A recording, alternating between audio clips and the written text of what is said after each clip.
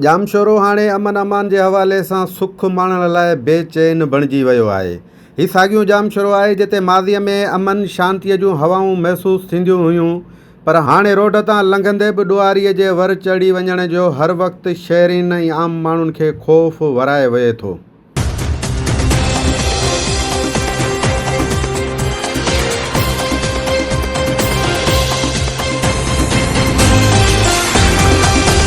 जामशोरे जी पोश आबादी ऐं इल्म जी माला सां सम्झो वेंदड़ जामशोरो सोसाइटी, जंहिंमें शागिर्द प्रोफेसर शऊरवंद माण्हुनि जी नंढड़ी दुनिया जी सोसाइटी आहे, उन सोसाइटीअ में अॼु खां 25 ॾींहं अॻु हथियारबंदनि फ़ौरुन हथां फुर दौरान मज़ामत करण ते फ़ौरुन जी फायरिंग में शइ वठण लाइ निकितल 8 सालनि जी मासूम सिदरा नुआणी गोलीअ जो बख बणिजी वई ऐं गुलनि जहिड़ी न्याणी क़तल थी वई।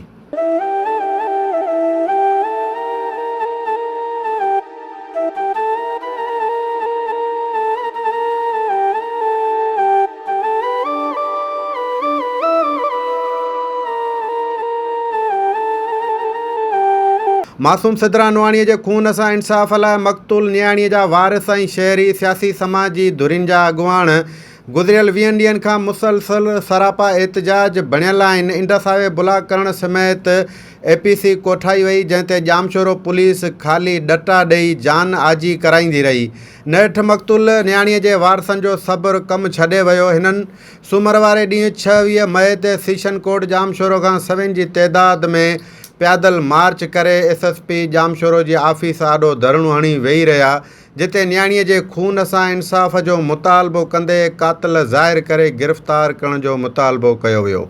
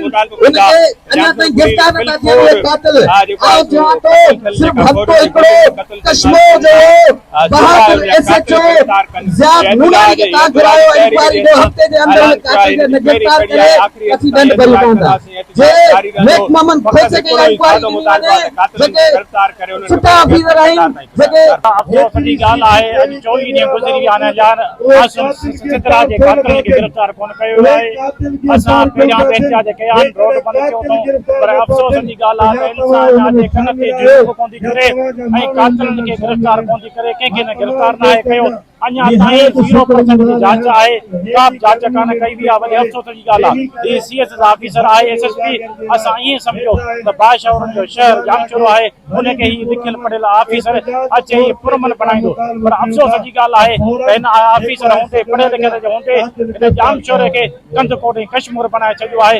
अॼु असां सभई SSP ऑफिस ते धरणो आयो आहे कातिल जी गिरफ़्तारी लाइ, जे कातिल खे गिरफ़्तार कयो। अदा असां जो SP ऑफिस जामशोरे जे अॻियां धरणो आयो आहे, जंहिंमें सियासी समाजी अदीब शाइर वकील ऐं दोस्त आहिनि। असां सिदरा नुआणी क़तल थी वई फ़ौरन जे हथां अॼु 23 ॾींहं आहे मुसलसल एहतजाज पिया कयूं, पर हिन नाहिल SP खां हितां जेको सिदरा जा कातिल नथा लभनि। अॼु असां SP ऑफिस जे अॻियां धरणो आयो वेठा आहियूं, पर तव्हां ॾिसो आहे पुलिस SP ऑफिस छॾे वई आहे हाली, ऐं असां तेसि ताईं बसि करे न वेंदासीं जेसिताईं कातिल न बदिलनि। मासूम न्याणी सिदरा नुआणीअ जे खून कंहिं बि रीत में फबण न ॾींदासीं, इहो त मुतालबो आहे मक़तूल न्याणीअ जे वारसनि जो। पर हिते सवाल इहो थो पैदा थिए त आख़िर जामशोरो पुलिस एतिरा वसाइल हूंदे बि कातिलनि जो पतो लॻाइण में एतिरी देरि छो करे रही आहे। उन ते यकीनन हर शऊरवंद तोड़े मक़तूल न्याणीअ जा वारिस पुलिस खां इहो सवाल ज़रूरु करण जो हक़ रखनि था। अहिड़ो ॾोह आहे जेको हिन जामशोरे में नथो थिए।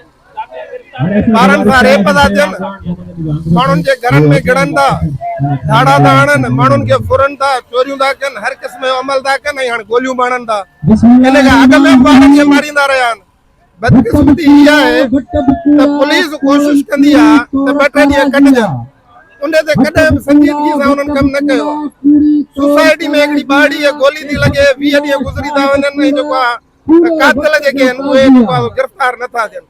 ऐं पुलिस अञा ताईं हिन में लॻी पई आहे, ख़बर न आहे कंहिं कयो। बाबा तव्हांखे सभु ख़बर आहे, चोर केरु आहिनि, लोफर केरु आहिनि, केर केड़ा दवा कंदो आ ता सभिन का वाक़ुफ़ आयो हां या त इहो ता इज़हार कयो तो उतां का ॾाढा उन जे करे ता उन्हनि में हथ नथा विझी सघो ही तव्हां जी ज़िम्मेवारी आहे त ही जेका मासूम ॿारड़ी जेको गोलीअ में शहीद थी आहे जेका मारिजी वई आहे पंहिंजे घर जे ॿाहिरां उन जा जवाबदार फौरी तौर ते गिरफ़्तार करियो।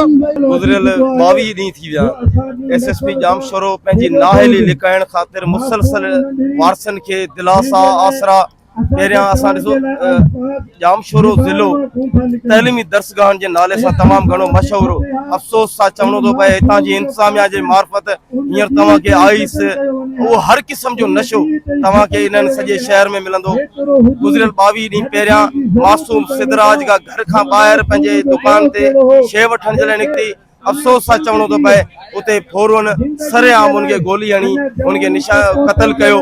मुसलसल वुरसा एहतजाज कंदा रहिया आहिनि SSP ऑफिस सां मुलाक़ातूं कंदा रहिया आहिनि सिवाय दिलासा अञा ताईं उनजा क़ातिल गिरफ़्तार न थिया आहिनि। अॼु उहो मजबूर थी SSP ऑफिस खे जाॻाइण जे लाइ उनजे मुख्य गेट ते वेठा आहिनि ऐं इहो मुतालबो था कनि बाबा मासूम सिद्धराज जा क़ातिल गिरफ़्तार कया वञनि। असांजो मुतालबो इहो आहे DIG हैदराबाद IG सिंध खां त मासूम सिद्धराज जा क़ातिल बिल्कुलु गिरफ़्तार कया वञनि त ॿी सूरत में हे जेको एहतजाज आहे DIG हैदराबाद वेंदो उन खां पोइ IG सिंध बि वेंदो। मक़तूल न्याणी सिद्धरा नवाणी जे क़त्ल में मुलवस ॾुआरियुनि जो पतो लॻाए हिननि हलंदड़ जदोजहद जो नोटिस वठी न्याणीअ जे खून सां इंसाफ़ कयो वञे न त हीअ उथल एहतजाजी तहरीक हिकु वॾी जदोजहद में शामिल थी वेंदी जंहिंसां जामशोरो पुलिस जी कारकर्दगीअ ते बि हज़ारे सवाल उथी सघनि था।